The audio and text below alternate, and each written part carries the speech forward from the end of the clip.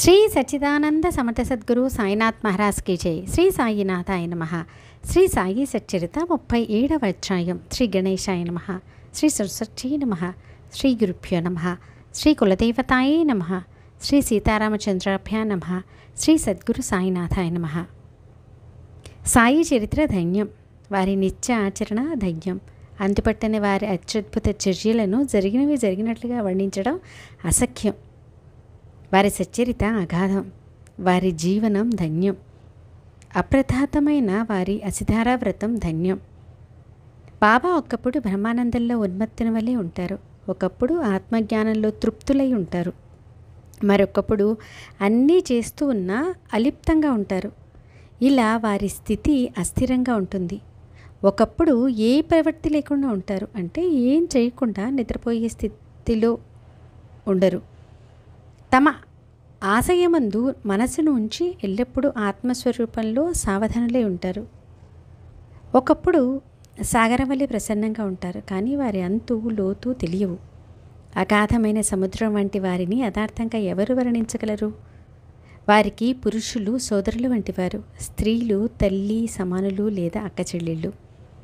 వారు ఊర్ధ్వరితస్సు గల బ్రహ్మచారి అని అందరికీ తెలుసు. ఇటువంటి వారి సాంగత్యంలో లభించిన మనసు యొక్క నిశ్చలమైన స్థితి మరణం వరకు ఉండుగాక. వారి సేవ చేయాలన్న కోరిక స్థిరంగా ఉండుగాక. వారి చరణాలయందు అనన్య భక్తి దృఢపడుగాక. సర్వ ప్రాణులయందు భగవద్భావం కలుగుగాక. సాయినామందు అఖండ ప్రీతి కలుగుగాక. సాయి యొక్క ఒక్కో చర్యకు కారణాలను శోధించాలని ప్రయత్నించిన వారి మనసు పనిచేయక వారు తటస్థంగా ఊరికి ఉండిపోతారు.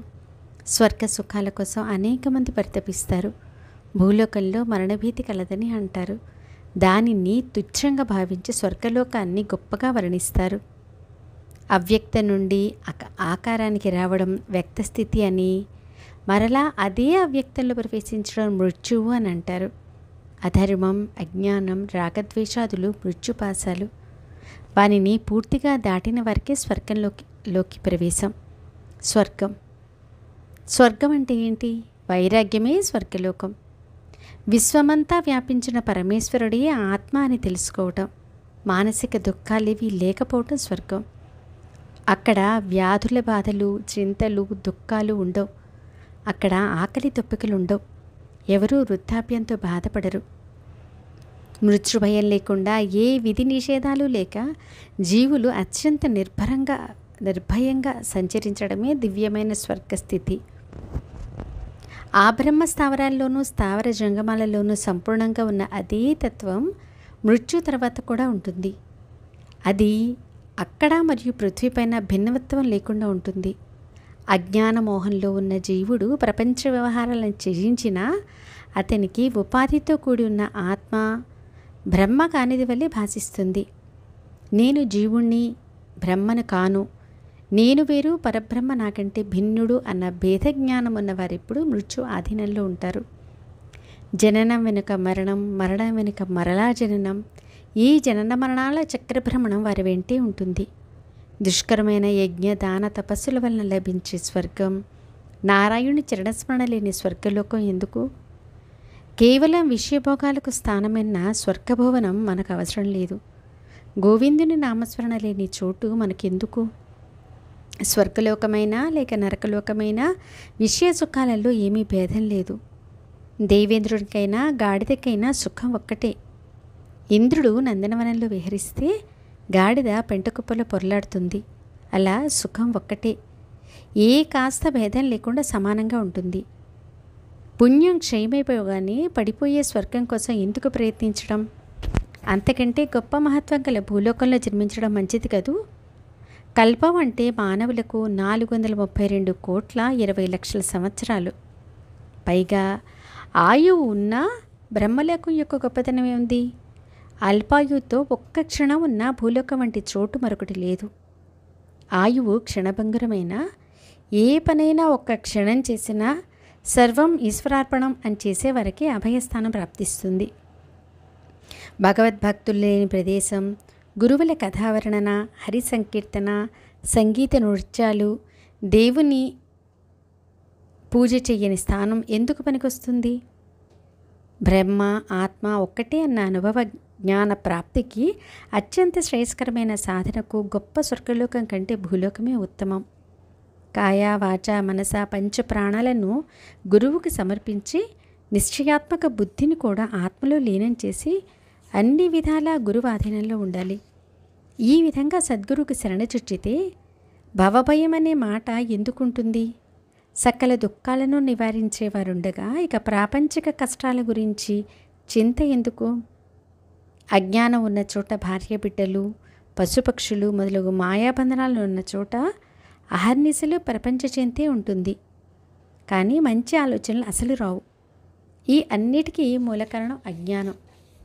ఇది అనేకత్వాన్ని భ్రమను కలిగిస్తుంది. అందువలన ఆచార్యుల వద్ద సంస్కృతంలో ఉన్న వేద జ్ఞానాన్ని సంపాదించుకోవాలి. అజ్ఞానం తొలగిపోతే అనేకత్వ జ్ఞానం అణుమాత్రమైన ఉండదు. ఈ ఏకత్వ జ్ఞానం కలిగిన వారికి జనన మరణాలు వదిలిపోతాయి. భేద దృష్టి కాస్త ఉన్నవారైనా జనన మరణాలతో కష్టాలలో పడతారు. ప్రళయం మరియు సృష్టి వారి వెనకే ఉంటాయి. శ్రేయస్కరమైన విషయాన్ని ఆశించడం నిస్సందేహంగా జ్ఞానం. ప్రేయాన్ని మాత్రమే ఆశించడం అజ్ఞానం. మృత్యువే గొప్ప భవభయం. దాని నుండి నిర్భయం కావాలంటే గురుచరణ ద్వయాలను గట్టిగా పట్టుకోండి. వారు అద్వైత బుద్ధిని ప్రసాదిస్తారు. ద్వైతం ఉన్నది అంటే అక్కడే భయం కూడా ప్రవేశిస్తుంది. నిర్విశేష భేదరహితుడైన గురుచరణ సేవలో ఉన్నవారికి భయం ఏమాత్రం ఉండదు. గురువు నొసటన నిర్మలమైన ప్రేమచంద్రాన్ని అద్దండి. వారికి భక్తిభావం అనే పీతాంబరాన్ని కట్టండి. వారు తమ భక్తులకు విశ్వంభర్ని చూపిస్తారు. దృఢమైన శ్రద్ధ అనే సింహాసనాన్ని వారికి సమర్పించి అష్టభావాల ఆనందాష్ట్ర జలాలతో అభిషేకం చేస్తే వారు వెంటనే ప్రసన్నులవుతారు. భక్తి మేకలను వారి నడుముకు చుట్టి సర్వస్వాన్ని వారికి అర్పించి ప్రీతితో చివర ఆరతినివ్వండి. ఏదైనా కార్యం నశించకపోయినా అది తన అస్తిత్వాన్ని ఆశ్రయించి ఉంటుంది. రాయితో కుండను పగలగొడితే ఆ కుండ ఆకారం మాత్రమే పోతుంది, కానీ కుండ యొక్క అస్తిత్వమైన మట్టి అసలు లేకుండా పోవడం జరగదు. విరిగిన కొండ పెంకులతో కుండ ఆకారాన్ని మరలా పొందవచ్చు. కనుక ఏ కార్యం నశించిపోయినా అది తన అస్తిత్వాన్ని ఆశ్రయించే ఉంటుంది. ఇదే విధంగా ఎవరి మరణమైనా పర్యవసానం శూన్యత్వం కాదు. ఏ కార్యమైనా కారణం లేకుండా ఉండదు. అవ్యక్తమైన వ్యక్తమైన అది ఎల్లప్పుడూ సత్యాన్ని ఆశ్రయించి ఉంటుంది. అనుభవం ద్వారా ఇది అందరికీ తెలిసిందే. సూక్ష్మత్వంలోని న్యూనాధిక్యతలు కూడా దీన్నే తెలుపుతాయి. స్థూలమైన కార్యం నాశనమైన సూక్ష్మకరణ మిగిలే ఉంటుంది. అది కూడా నశించిపోతే అంతకంటే సూక్ష్మమైనది మిగిలి ఉండి సకలేంద్రియాలు మనస్సు బుద్ధి యొక్క విషయ గ్రహణ శక్తి క్షీణించిపోతుంది. తాత్పర్యం, బుద్ధి కూడా అలసిపోయిన చుట్ట వ్యక్తం అవ్యక్తమవుతుంది. కానీ దాని అస్తిత్వం పోదు. అది సదా సర్వత్రా ప్రకాశిస్తూ ఉంటుంది. బుద్ధి కోరికలకు ఆశ్రయాన్ని ఇస్తుంది. ఆ బుద్ధి నశించిపోగానే వెంటనే ఆత్మోదయమై అక్షయపద ప్రాప్తిస్తుంది.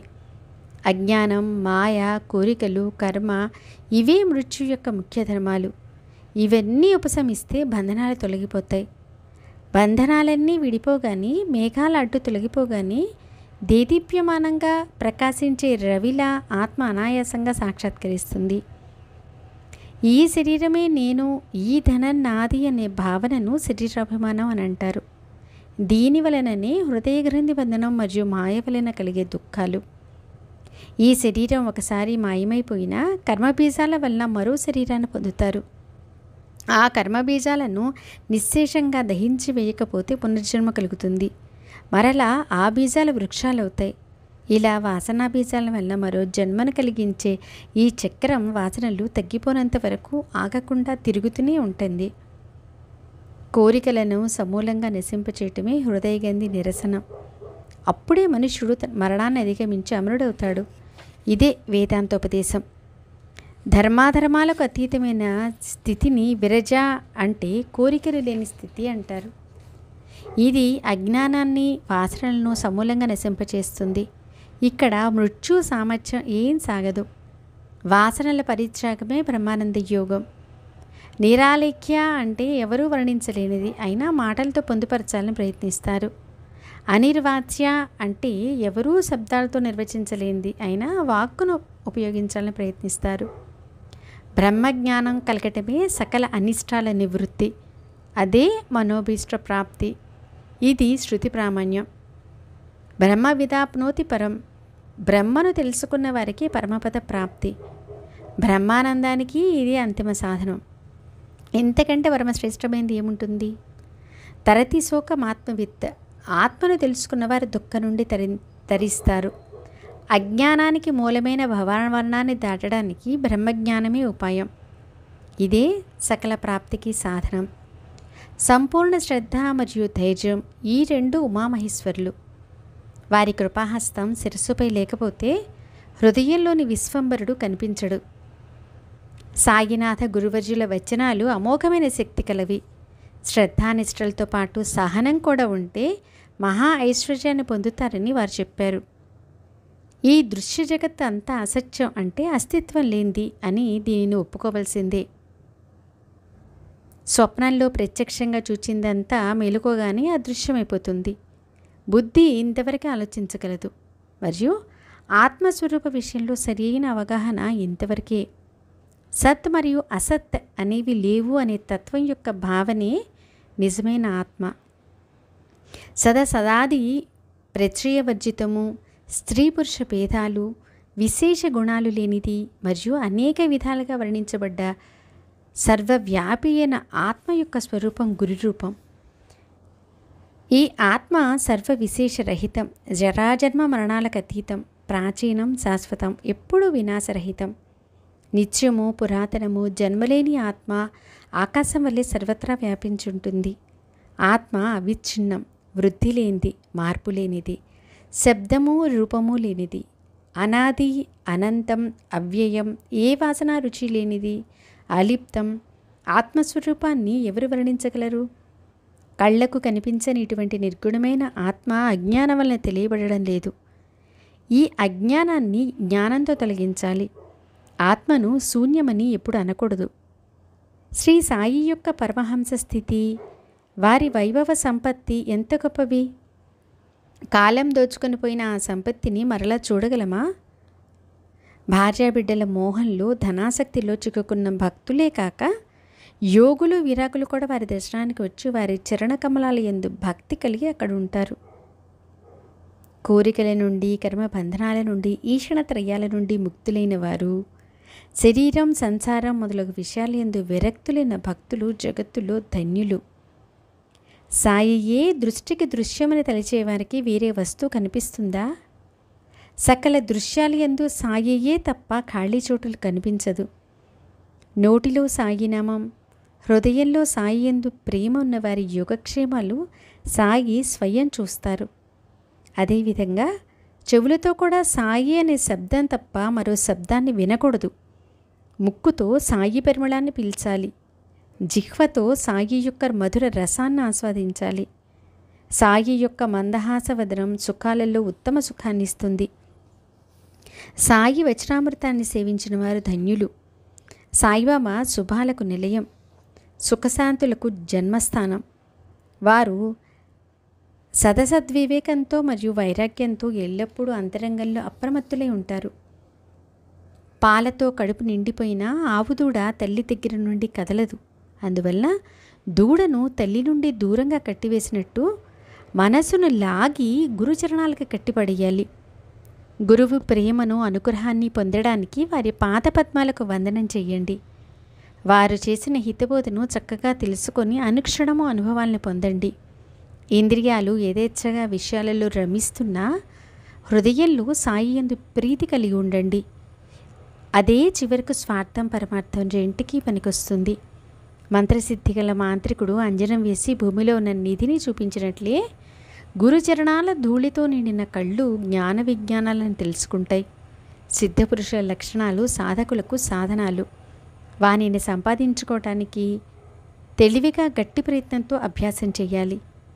పాలలో నెయ్యి ఉంటుంది, కానీ పాలను కాచి పెరుగు వేసి తోడిపెట్టకపోతే మజ్జిగ కానీ వెన్న కానీ రాదు. మజ్జిగని చిలకకుండా వెన్న లభించదు. వెన్నను మంటపై కాచకపోతే రుచికరమైన నెయ్యి లభించదు. పూర్వపు అభ్యాసం వలన కలిగిన బుద్ధి కుశలత, సంస్కార బలము అవసరం. అభ్యాసం లేకుండా చిత్తశుద్ధి జరగదు. చిత్తశుద్ధి లేక జ్ఞానం కలగదు. అంతఃకరణం నిర్మలంగా ఉంటేనే ఆత్మప్రాప్తి. కనుక ఆత్మసాక్షాత్కారం ప్రాప్తించే వరకు భగవద్భక్తి విడిచిపెట్టరాదు. ఆత్మజ్ఞాన మందిర నిర్మాణానికి, దానిపై వైరాగ్య ధ్వజం ఎగరడానికి మరియు 4 రకాల ముక్తి అనే కలశాలు నిలపడానికి భగవద్భక్తి అనే పునాది అవసరం. సూకరాలు రాత్రింబవళ్ళు బురదలో పొర్లుతూ మలాన్ని తింటూ విషయభోగాలను అవి కూడా అనుభవిస్తాయి. మానవ శరీరానికి కూడా అవే ఉంటే అందులో గొప్పతనం ఏముంది? చిత్తశుద్ధిని కలిగించి అఖండ బ్రహ్మ సిద్ధిని ప్రాప్తింపజేసే స్వధర్మాచరణ మన తపస్సును శరీరంతోనే సాధించాలి. సాధు సత్పురుషుల సేవ ముక్తికి నిలయం. స్త్రీలో లత నరకద్వారమని పెద్దలు చెప్పిన మాటలను ఎప్పుడు గుర్తుంచుకోవాలి. సదాచార సంపన్నులై ఉండి శరీరధారణకు మాత్రం అన్నం తింటూ ఇల్లు, ఇల్లాలు, పిల్లలు వగైరాల యందు ధ్యానం లేని సాధువులు ధన్యులు. సతతం సాయిబాబాని చర్నించే వారి అనుభవ విశేషాలను గమనించగా అట్టి వారికి సాయి రుణపడి వారిపై స్వయం ధ్యానముంచుతారు. నామస్మరణ మహత్యం ధన్యం. గురువు కూడా భక్తుల్ని స్మరిస్తారు.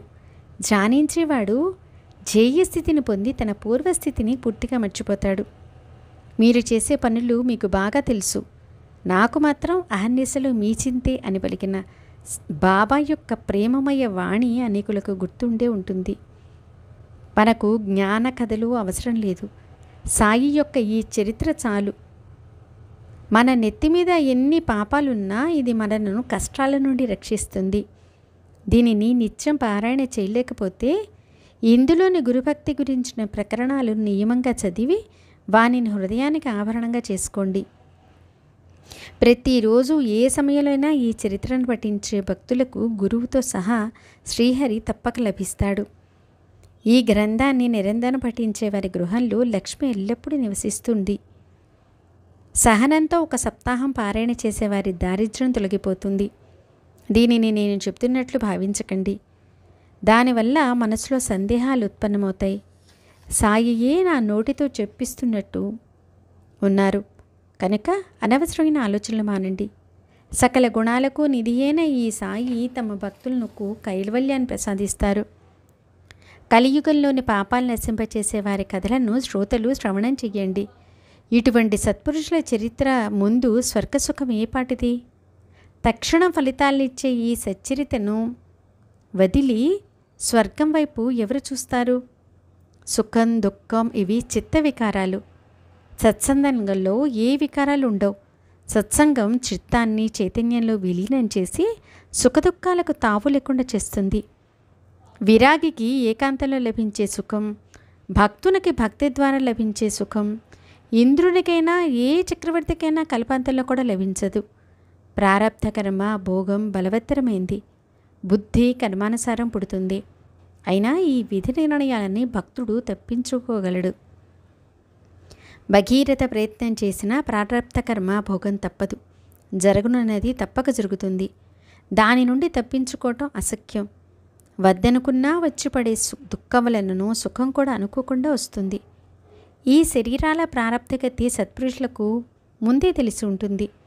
అఖండ సాయినామ సంకీర్తన ఇదే మన తపస్సు, వ్రతం, దానం, ధర్మం. తరచూ షిరిడీ ప్రయాణమే మన తీర్థయాత్ర పర్యటన. సాయిబాబాకు అనన్యశరణ చొచ్చి సాయి సాయి అని వారి నామాన్ని స్మరించడమే మంత్రానుష్ఠానం. అదే ధ్యానం, అదే పురస్చరణ. వారి యందు నిష్కపటమైన ప్రేమను కలిగి ఉండడమే వారి వాస్తవమైన పూజ.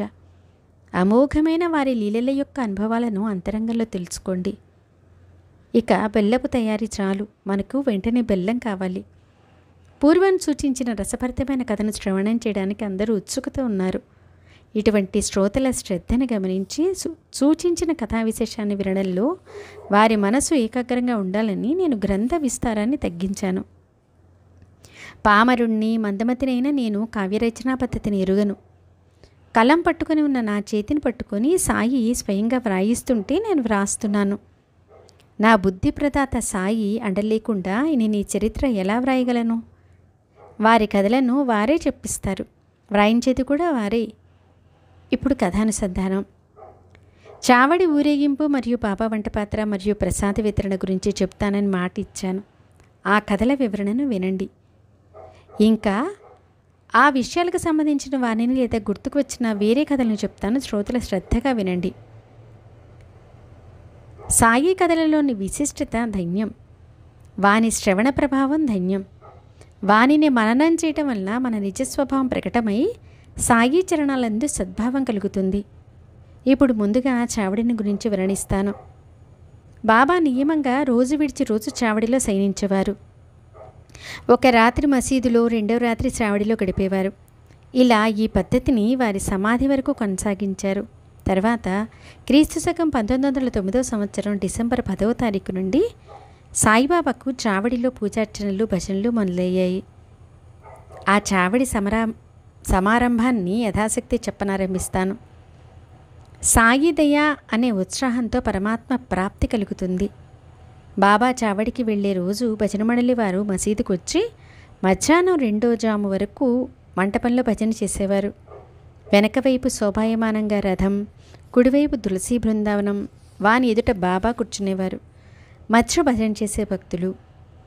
హరి సంకీర్తనలో ప్రేమ ఉన్న భక్తులు, స్త్రీలు, పురుషులు త్వరగా సభామండపంలోకి వచ్చి భజనకు హాజరయ్యేవారు. ఒకరు తాళాలు, ఒకరి చిరుతులు, ఒకరి మృదంగం, ఒకరి ఖంజరి మ్రోగిస్తూ పెద్ద స్వరంతో భజన చేసేవారు. సాయి సమర్థులు సూదంటురాయి వల్లే తమ సహజమైన ఆకర్షణ శక్తితో ఇనుము వంటి జడులైన భక్తులను వారికి తెలియకుండానే తమ పాదాల వద్దకు లాక్కొని వచ్చేవారు. దివిటీల వారు ప్రాంగణంలో దివిటీలను వెలిగించేవారు. ఒకరు అక్కడే పల్లకిని అలంకరించేవారు. ద్వారం వద్ద చక్కగా ముస్తాబైన దండధారులు జై జయకారాలు చేసేవారు. 4 బాటలున్న కూడలిలో మకర తోరణాలు కట్టేవారు. జెండాలు ఆకాశమే పెగురుతుండేవి. బాలురు కొత్త బట్టలను ధరించి ఆభరణాలను అలంకరించుకునేవారు. మసీదు పరిసరాలలో వెలుగుతున్న అనేక దీపాల వరసలుండేవి. ద్వారం వద్ద బాబా గుర్రం శ్యామకరణ చక్కగా అలంకరింపబడి ఉండేది. ఇంతలో తాడ్చ పటేల్ భక్తులతో పాటు వచ్చి బాబా వద్ద కూర్చొని బాబా వెంట బయలుదేరడానికి సిద్ధంగా ఉండేవాడు. బాబా తయారుగా ఉన్న తాడ్చపాటిలు వచ్చే వరకు అతని కోసం ఎదురు చూస్తూ తమ స్థలంలోనే కూర్చొని ఉండేవారు. తాడ్చ బాబా చేయి పట్టుకొని లేపితేనే బాబా లేచి చావడికి బయలుదేరేవారు. తాడ్చ బాబాను మామ అని పిలిచేవాడు. వారిలో పరస్పరం అంతటి ప్రేమ. ఇటువంటి వారి ఆప్తధర్మాన్ని దేనితోనూ పోల్చలేం. బాబా రోజు ధరించే కఫనీలుతో చంకలో సటకా పట్టుకొని పొగాకును, చిల్లిం గొట్టాన్ని తీసుకుని భుజంపై రుమాలు వేసుకుని సిద్ధంగా ఉండేవారు. తాడ్చ వారి శరీరంపై అందమైన జరీ అంచు శాలువాను చక్కగా తలపై కూడా ఉండేలా కప్పేవాడు. ఆ తర్వాత బాబా వెనుకనున్న గోడ కింద కర్రలను, ముందు భాగాన్ని తమ కుడికాలు బొటన విల్లుతో ఒక్క క్షణం కదిపేవారు. అట్లే అక్కడ వెలుగుతున్న దీపాన్ని స్వయంగా కుడి చేత్తో ఆర్పివేసిన తర్వాత చావడికి బయలుదేరేవారు. బాబా బయలుదేరిపోతుండగా వాద్యాలు మ్రోగేవి, టపాకాయలు వెలిగేవి, నలుదిక్కులా దివిటీలు ప్రకాశించేవి. కొందరు ధనసులా వంగి ఉన్న కొమ్ము బూరాను ఊరేవారు. కొందరు తాళాలు, చిరుతులు వాయించేవారు. చప్పట్లు కొట్టేవారు. అమితంగా ఉండేవారు. తంబూరా, మృదంగనాథలతో, సాయినామ ఘోషతో, భజనతో స్త్రీలు, పురుషులు ప్రేమగా వరుసగా నడిచేవారు. ఒకరు ఊరేగింపు పతాకాన్ని, మరొకరు గరుడ ధ్వజాన్ని పట్టుకొని నాట్యం చేస్తూ, గెంతుతూ, భజన చేస్తూ బయలుదేరేవారు. అందరూ అత్యంత ఆనందంగా తప్పెట్లు, బాకాలు, జయజయకారాల ధ్వనులతో పతాకాన్ని పట్టుకొని నడుస్తుంటే శ్యామకరణ తైతై నాట్యం చేసేది. అలా వాద్యాల చప్పుళ్లతో బాబా మసీదు నుండి బయలుదేరి మెట్ల వద్దకు చేరుకునేసరికి ద్వారపాలకులు గట్టిగా పరాకులు పలికేవారు. తాళాలు, తప్పెట్లు వగైరా వాద్యాలతో భక్తులు అక్కడ ఆనందంగా భజన చేసేవారు. చేత్తో పతాకాలను పట్టుకొని భక్తులు ఆనందంగా నడుస్తుంటే బాబాకి ఇరువైపులా 2 వింజామర్లను, వీవలను వీచేవారు. శాలువలను, దుప్పట్లను మడిచి బాబా నడిచే దారిలో పరిచి వానిపై బాబాను చెయ్యి పట్టుకుని నడిపించేవారు. వారిపై వింజామరలను వీచేవారు. తాచా బాబా ఎడమ చేతిని, భాల్సాపతి బాబా కుడి చేతిని పట్టుకునేవారు.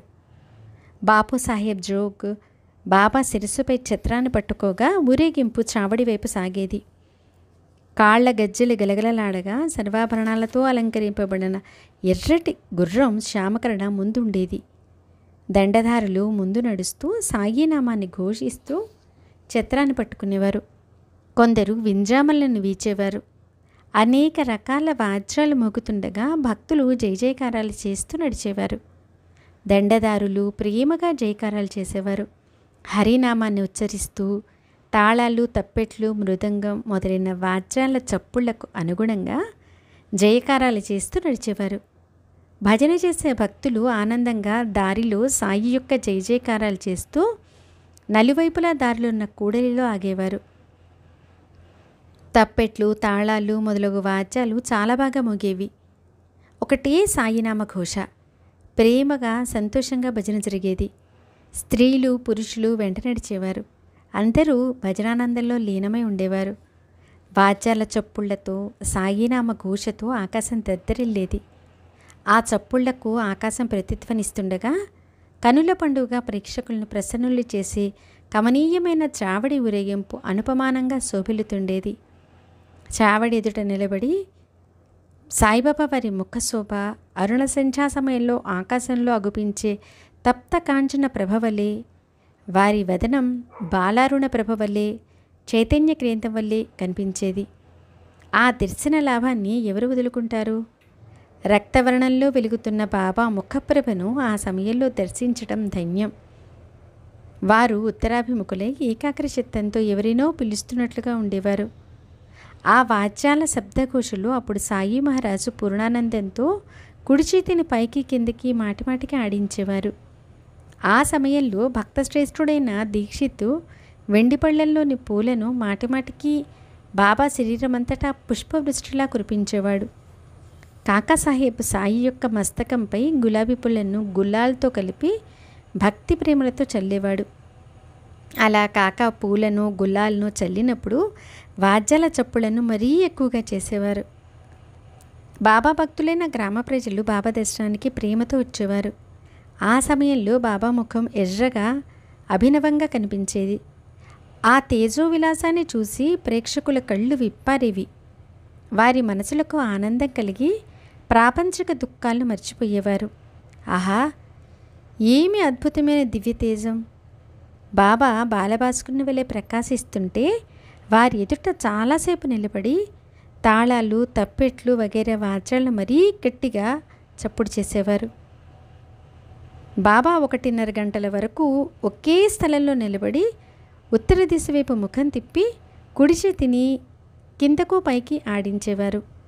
మొగలి పువ్వు వంటి పచ్చని రంగు మేనుతో కొంచెం ఎర్రని ముఖవర్చస్సు గల ఆ శోభను జిహ్వ వర్ణించలేదు. ఆ వైభవ లాభాన్ని కళ్ళే అనుభవించాలి.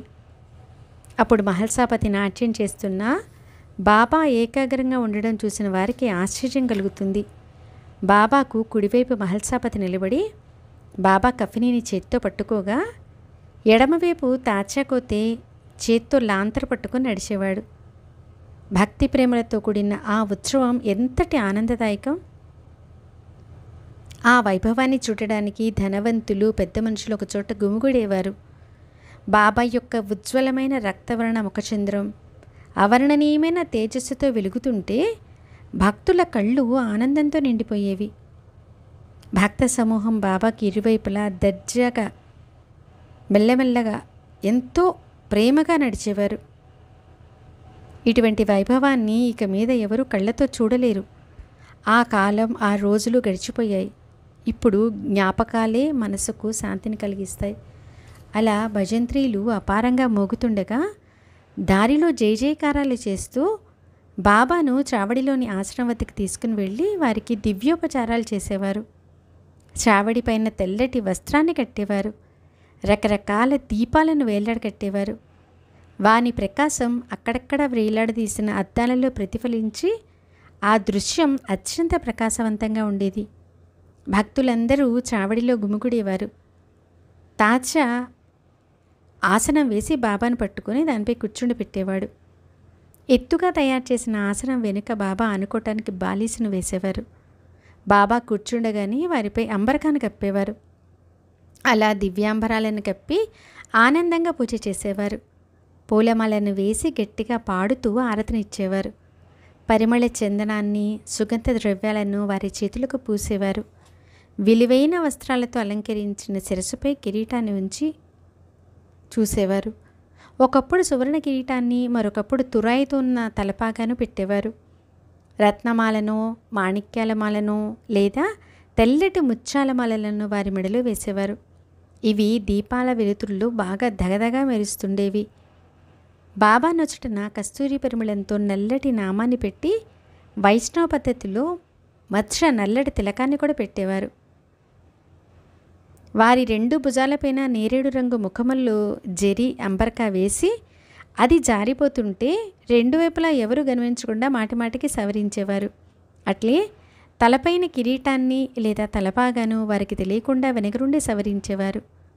కిరీటం కానీ తలపాగా కానీ తగిలితే పారవేస్తారేమోనని భయపడుతున్నా వారికి కిరీటాన్ని అలంకరించాలన్న ప్రేమ, ఉత్సాహం అధికంగా ఉండేది.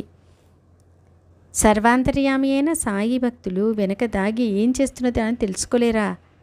భక్తుల ఉత్సాహాన్ని ఎరిగి ఏమీ ఎరగనట్లుగా మౌనంగా ఉండేవారు.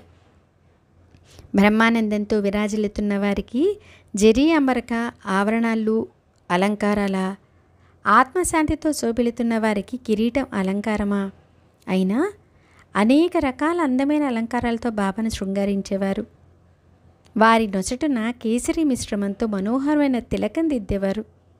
ఒకరు రత్నాలమాలను, ముత్యాలమాలను వారి కంఠాన్ని అలంకరిస్తే మరొకరు వారి నొసటున తిలకం దిద్దేవారు. అలా బాబా భక్తుల ముచ్చటలను తీర్చేవారు. బాబా అలంకరణ అంతా అయ్యాక వారి శిరస్సుపై కిరీటం, కంఠంలో ముత్యాలమార మెరుస్తుండగా ఆ శోభ అత్యద్భుతంగా ఉండేది. నానాసాహెబ్ నిమోన్కర్ బాబాపై కర్రకమర్చబడి గుండ్రంగా తిరిగే తెల్లని ఛత్రాన్ని పట్టుకునేవాడు. బాబుసాహెబ్ జోక్ సాయి సద్గురు చరణాలను ప్రేమగా ప్రక్షాళనం చేసి అర్ఘ్యపాద్యాదులను భక్తిగా అర్పించి యథావిధిగా పూజ చేసేవాడు. బాబా ఎదుట వెండి పళ్ళెంను పెట్టి అందులో బాబా చరణాల నుంచి అత్యాదరంగా అభిషేకం, సుగంధ చందనం పూసేవాడు. కేసరి గిన్నెను తీసుకుని వారి చేతులకు పరిమళాన్ని రాసేవాడు. అటుపైన వారి చేతులలో తాంబూలాన్ని ఉంచేవాడు. అప్పుడు వారు ప్రసన్న దృష్టితో ఉండేవారు. తాచాబా మొదలైన వారు నిలబడి ఉండి బాబాని పట్టుకొని గద్దెపై కూర్చుండబెట్టి బాబా చరణాలకు భక్తిగా నమస్కరించేవారు. నిర్మలంగా పరిశుద్ధంగా ఉన్న చావడి నేలను తెల్లగా స్ఫటికం వలె మెరిసేలా శుభ్రపరిచేవారు.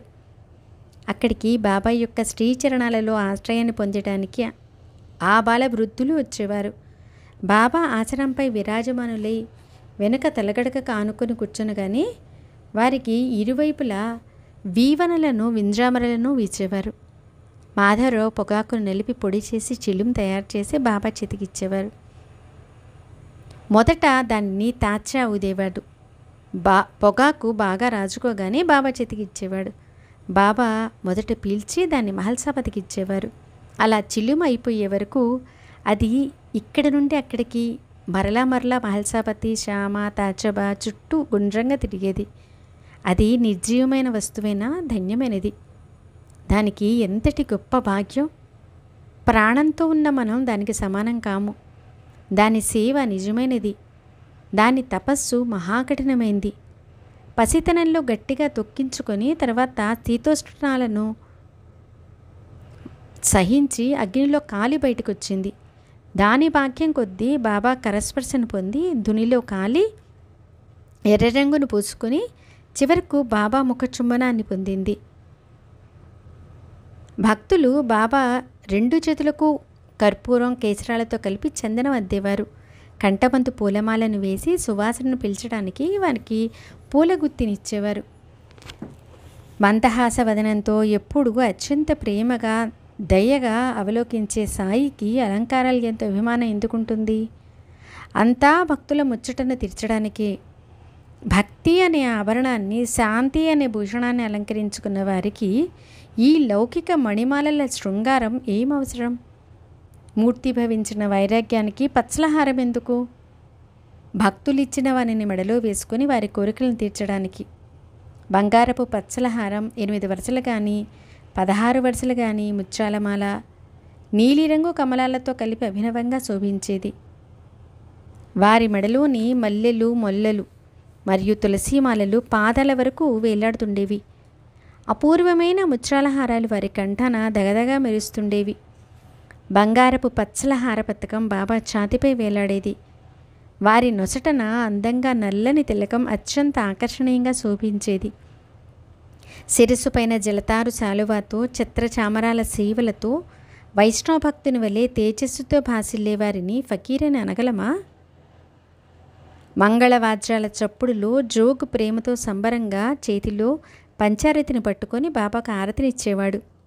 పంచోపచారాలు చేసి బాబాకు మెరిసిపోయే పంచారతి కర్పూర నీరాజాన్ని ఇచ్చేవాడు. ఈ ఆరతి ముగిసిన తర్వాత భక్తులు ఒక్కరుగా బాబాకు సాష్టాంగ ప్రణామం చేసి అందరూ తమ ఇళ్లకు బయలుదేరేవారు. అత్తరు, పన్నీరు మరియు చిలుము బాబాకి ఇచ్చి వారి అనుమతిని తీసుకొని తాచాబా తన ఇంటికి వెళ్ళడానికి బయలుదేరగా బాబా అతనితో, వెళ్ళితే వెళ్ళు, కానీ రాత్రి మధ్య నన్ను గమనిస్తూ ఉండు అని చెప్పేవారు. సరేనంటూ తాచా చావిడి నుండి తన ఇంటికి వెళ్ళేవాడు. అలా జనమంతా వెళ్ళిపోయాక బాబా స్వహస్తాలతో మూటని విప్పి, దోవతులను తీసి, మడతలను విప్పి తమ చేతులతో తమ పక్కన పరుచుకునేవారు. 60-65 శుభ్రమైన దుప్పట్లను తాము స్వయం పరుచుకొని వానిపై పడుకునేవారు. ఇటువంటి చావడి కథను ఇంతవరకు జరిగినట్లుగా చెప్పడం జరిగింది. ఇక రెండవ కథ తర్వాత అధ్యాయంలో వర్ణించబడుతుంది. శ్రోతలు క్షమించాలి. అగాధమైన సాయిమలను సంక్షిప్తంగా చెప్పడానికి వీలు కాదు, అవి విస్తరిస్తూనే ఉంటాయి. ఇక సాయి యొక్క వంటపాత్ర కథ, మిగతా విశేషాలు తర్వాత అధ్యాయంలో చెప్తాను, శ్రద్ధగా వినండి.